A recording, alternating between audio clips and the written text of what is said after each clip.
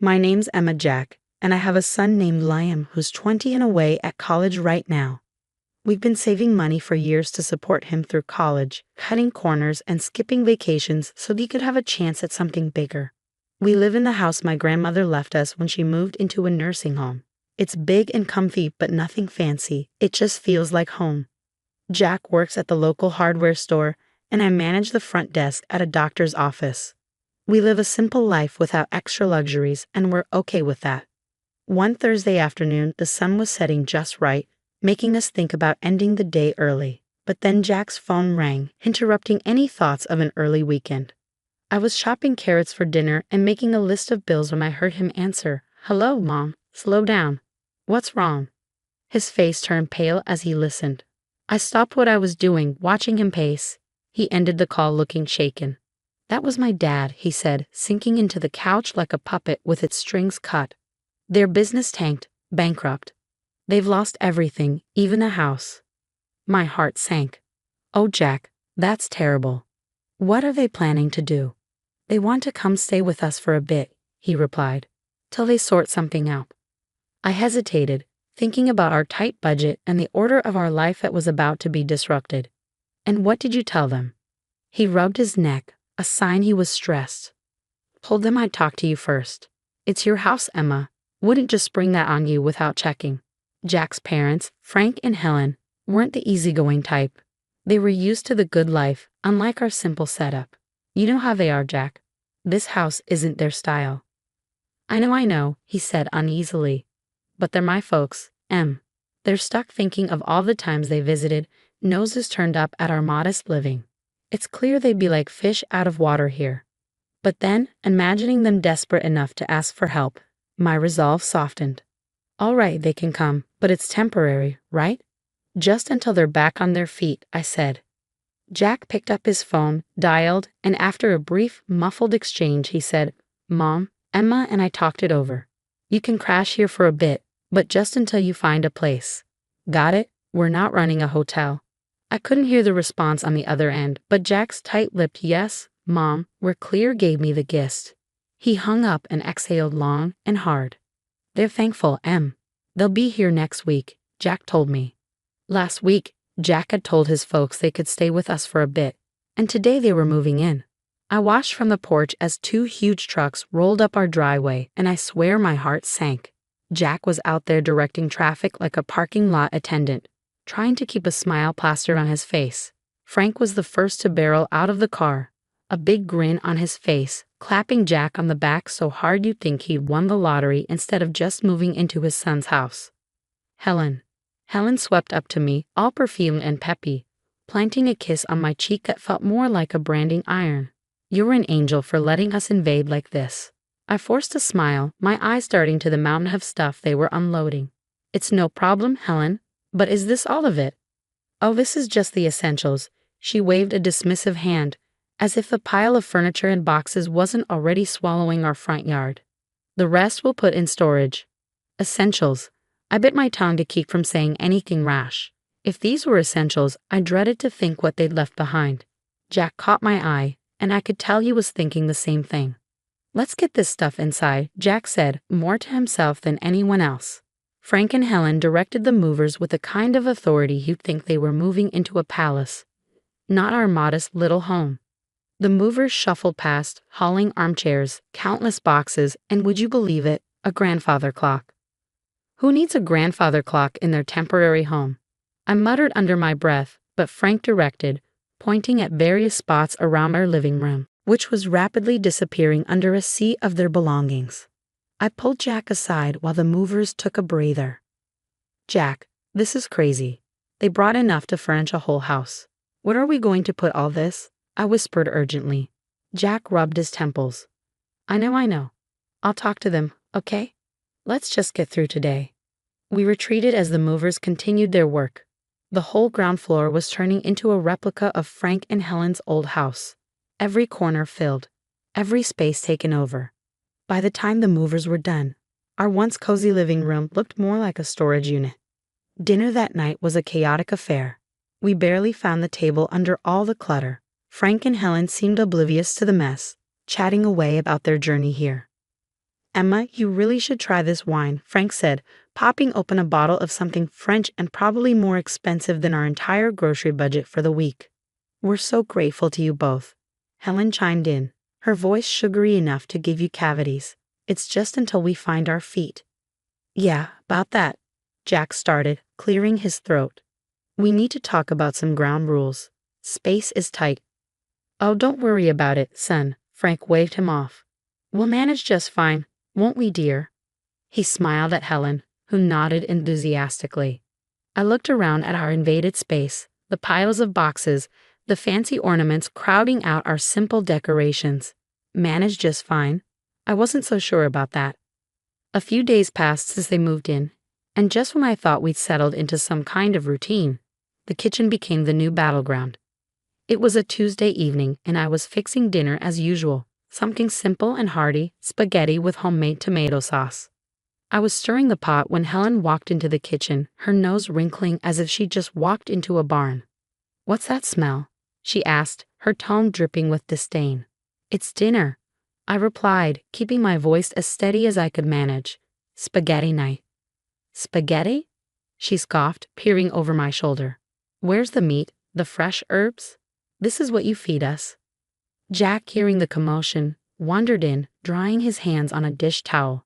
What's the problem? His mom turned to him with a look that could curdle milk. The problem, Jack, is that we're expected to eat this. She gestured at the bubbling pot as if it were a cauldron of poison. I took a deep breath, trying not to let her get to me. It's what we usually eat. We can't afford steaks and fancy meals every night. Jack stepped between us, his face set in hard lines. Mom, this is Emma's house, and this is what we eat. If you want something else, you're welcome to cook for yourselves. Oh, we will, Helen retorted, her eyes narrowing. And we expect you to provide the groceries we require. We're not used to living like this. I'd had enough. Look, I'm sorry you're used to different. But this is what we can manage. Our budget doesn't stretch to luxuries, I insisted. Frank, who'd been silent up till then, chimed in, his voice booming. Then perhaps you need to re-evaluate your budget, young lady. We're not animals to feed on scraps. Jack's jaw clenched. Dad, that's enough. We're doing the best we can. The room was thick with tension, everyone's shoulders up around their ears. Finally, Helen huffed.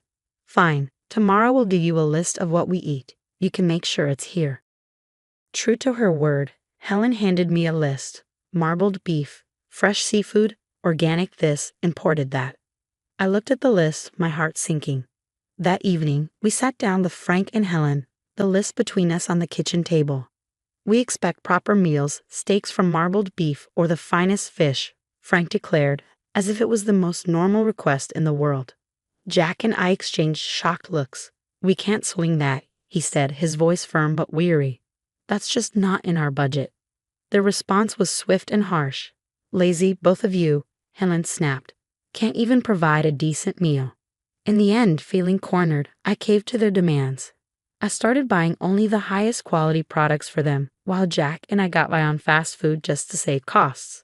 A month later, I sat down to crunch the numbers, and my heart nearly stopped. Our food expenses had doubled, and to top it off, Helen's daily luxurious baths had sent our water bill through the roof. Dinner had become a battlefield, but tonight was different. Frank and Helen were digging into some lavish dishes they'd insisted on buying, marbled steaks and imported fish. Meanwhile, Jack and I sat across from them, our plates filled with the simple pasta we could afford. The disparity wasn't just on our plates, it was drawing a deeper line between us every day. As they savored another bite of their expensive meals, I couldn't hold back any longer. This has got to stop, I said, the words heavy in the air. Helen looked up, her fork halfway to her mouth. What are you talking about now? We can't keep living like this, eating separately, different meals. It's ridiculous. From now on, everyone in this house eats the same, and we're sticking to what we can afford. Frank laughed, a harsh sound that grated on my nerves. You expect us to eat that slop. It's not slop, it's dinner. It's what we eat. I shot back, my patience fraying. The laughter vanished from Frank's face, replaced by a scowl. Helen chimed in, her tone sharp and accusing. How can you be so greedy and lazy? Cooking decent food isn't that hard. They both turned to Jack, their expressions full of expectation. "You're going to let her talk to us like this in your own house?" That was the last straw. Jack's hand slammed down on the table, making the plates jump. "First off, this is Emma's house, and you will treat her with respect." The impact of his words hit hard. Helen's eyes filled with tears, her voice quivering. "I never expected you to raise your voice at me, your own mother." Frank's anger boiled over as he stood, pointing an accusing finger at Jack. "Look at you, henpecked and dancing to her tune. Is this what you've become?" I stood my ground, though my heart was pounding. "Enough. This conversation is over. From today, no more expensive steaks or fish. We eat the same, all of us." Their looks could have frozen the room for a moment. No one moved. Then, without a word, Frank and Helen pushed back from the table and left. Jack and I sat back down, the silence hanging heavy between us. He reached for my hand, squeezing it tight. "I'm sorry it had to come to this," he said. "I am too," I replied, feeling the weight of the evening settle around us. "But it's the right thing. We can't live like this."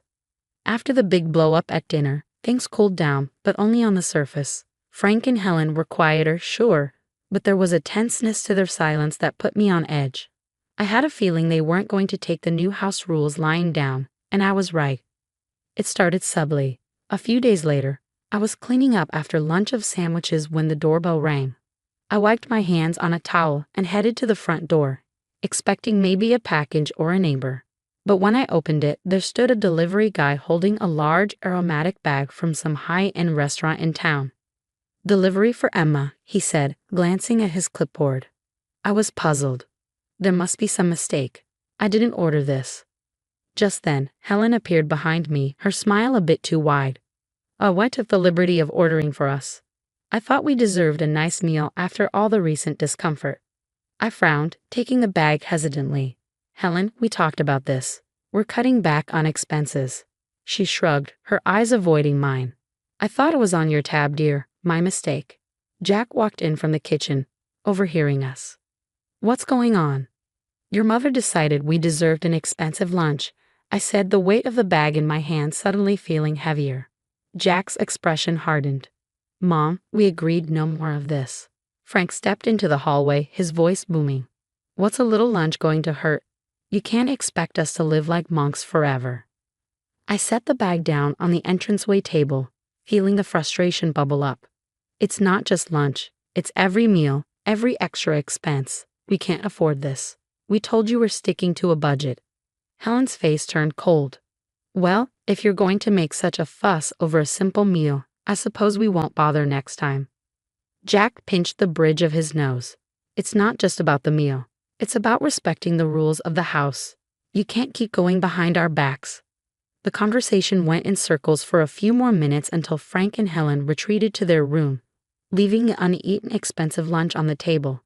Jack and I looked at each other, the unspoken agreement hanging between us that this couldn't go on. "I'll call the restaurant, explain the situation, and cancel any future orders made without our consent," I said, picking up the phone. Jack nodded, his jaw set. "I'll talk to them again. This sneaky stuff has to stop." The peace was short-lived. After the incident with the unauthorized lunch, Helen and Frank seemed to simmer just below the surface, and you could cut the tension in the house with a knife. I was washing dishes one evening when the calm shattered once again. Jack had just come in from the yard, looking weary. I was about to ask him about his day when the loud crash from the living room had us both running. We found Frank standing over a broken vase, one of the few decorations I really cared about. "What happened here?" Jack asked, trying to keep his voice level. "It slipped," Frank said, barely looking regretful. "Accidents happen." But his tone was all wrong. It wasn't apologetic, it was defiant. Jack bent down to pick up the pieces of the broken vase, and I couldn't help but speak up. "That vase was from my grandmother. It's been here longer than I have," I said. Helen scoffed from the doorway. "It's just a vase. You can get another." "That's not the point, Helen," I snapped, feeling my frustration rise. "The point is respect, something that's clearly lacking here." "You want to talk about respect?" Frank shot back, his voice raising. "What about respecting us, treating us like second-class citizens in this house?" Jack stood up, facing his father. You're living here by our goodwill, Dad. Remember that? It doesn't feel like goodwill. Helen chimed in, her words sharp. It feels like we're unwelcome. Every day felt like walking on a tightrope with Frank and Helen in our house. But one evening pushed me past my breaking point. We were sitting around the dinner table, the same place that had witnessed countless arguments, when Helen casually dropped her latest bombshell. Jack, darling, I found this lovely coat today, and I think we should buy it using the college fund you've set up for Liam, she said, as if suggesting we switch brands of coffee.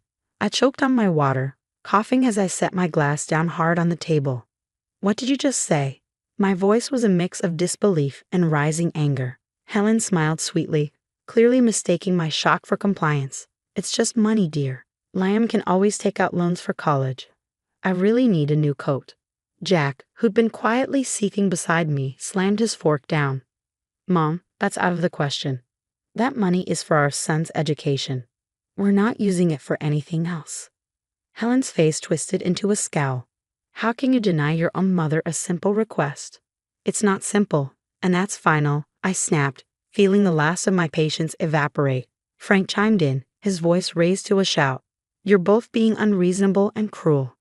We're your family. The threat came next, his voice cold and calculated. Maybe the local press would be interested to know how you treat your family. What about your bosses, huh? Would they like to know? I felt a mix of fury and fear churn in my stomach, but I knew we couldn't cave. Enough, I shouted back, standing up. This is not how family treats each other. You two need to find another place to live. This isn't working. Helen burst into tears, playing the victim, while Frank continued to hurl accusations and threats. The dinner ended with them storming out of the room, leaving Jack and me in stunned silence. Once the house was quiet, I retreated to the bedroom and dialed my grandmother. She picked up after a few rings, her voice a comforting presence. Grandma, it's Emma, I said, my voice thick with emotion. What's wrong, dear? She asked, her tone immediately alert. I poured out everything, the demands, the threats, the impossible situation with Helen and Frank. My grandmother listened without interrupting, her quiet hums a steady reassurance in the background. When I finished, there was a brief pause, then decisively she said, I'll come to stay with you for a couple of months. Are you sure, Grandma? What about the nursing home? I'm sure. It sounds like you need me there, and I'm not one to sit by when my family is in trouble, she declared, her voice resolute. When Grandma arrived, it was like a gust of fresh air swept through the house. She might have been older and moved a little slower, but her spirit was as fiery as ever. Frank and Helen were visibly put off by her sudden presence, their discomfort clear as day. I'll be staying on the ground floor, Grandma declared firmly the moment she rolled through the door, her suitcase following behind her like a loyal companion. I expect some things will need to be moved. Frank tried to mask his irritation with a forced smile. Of course we'll make you comfortable, won't we, Helen? Helen nodded stiffly, her eyes darting around, probably calculating what they'd need to shift or hide away. I couldn't help but feel a surge of relief. Finally, someone was putting them in their place. As soon as the movers finished rearranging the furniture to make room for Grandma, she called a family meeting in the living room. Now I've heard quite a bit from Emma about what's been going on here, and I'm not pleased, she began, her tone stern, cutting through any pretense of pleasantries. Frank opened his mouth to protest, but Grandma raised her hand, silencing him. I'm not done. This house is still mine, technically, and while I've allowed Emma and Jack to live here without rent, that doesn't extend to you two. The blood drained from Helen's face. You want us to pay rent? She sputtered. Yes, I do. $4,000 a month, Grandma stated flatly. That's outrageous, Frank exclaimed, standing up from his chair. We can't afford that. Well, considering the costs you've been racking up here, I'd say you can afford to cut back on your luxuries, Grandma shot back. But we're family, Helen tried, her voice quivering slightly. Family doesn't exploit each other, Grandma countered. Since you've been enjoying a lifestyle beyond your means on my granddaughter's dime, I think it's only fair.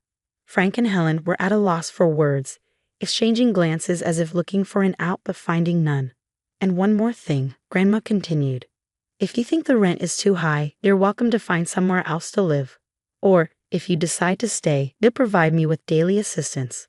The morning after Grandma laid down her new house rules, it was like someone had flipped a switch in Frank and Helen. I walked into the kitchen to find them packing their things, a pile of boxes already forming at the door. We decided to move out, Frank announced, not looking up from the box he was sealing. We found a small apartment. We'll take our things and go. Helen was quieter, busily stuffing things into bags, her movements sharp and quick. It's for the best, she muttered almost to herself, but loud enough for me to hear. The rest of the morning was a blur of activity. Boxes and furniture moved out the door. Jack helped more out of a sense of duty than anything else. By mid-afternoon, their part of the house was eerily empty, the echo of their departure hanging in the air. Once they'd driven off, Grandma, who'd been watching quietly from her chair, gave me a knowing look. Well, that's that, then. They'll be all right, you know. Sometimes a little hardship is needed to bring people back to earth. We found out later that they'd sold most of their belongings to cover the rent and their other debts. The luxurious life they were used to was trimmed down to essentials, much like their new apartment. Grandma stayed with us for 2 more weeks, a comforting presence in the house. Eventually, she decided it was time to return to her nursing home.